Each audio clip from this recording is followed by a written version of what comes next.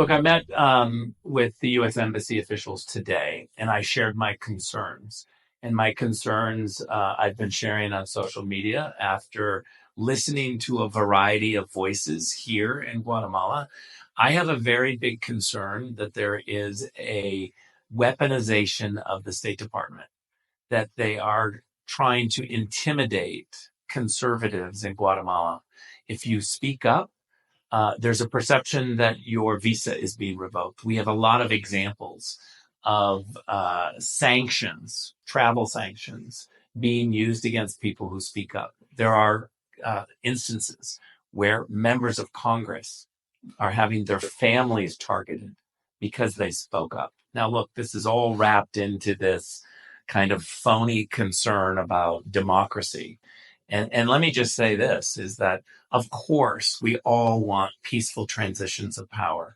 Of course, we want the people of Guatemala to have their voices heard, but not to resort to violence. That violence is never an acceptable way.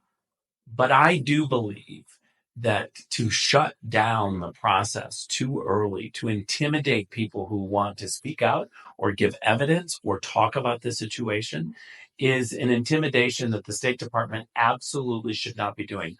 I've worked at the State Department for 12 years.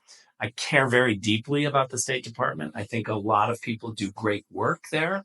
But right now, there are some very serious concerns about the Western Hemisphere Bureau at the State Department, about the Assistant Secretary for INL and all of their teams, and this embassy. I think it is important that the State Department come clean with what they have done, and they need to recognize that whether or not they agree that they have developed this weaponization and systematic targeting of conservatives, whether or not they agree that they've done that, they need to answer for why people feel that way.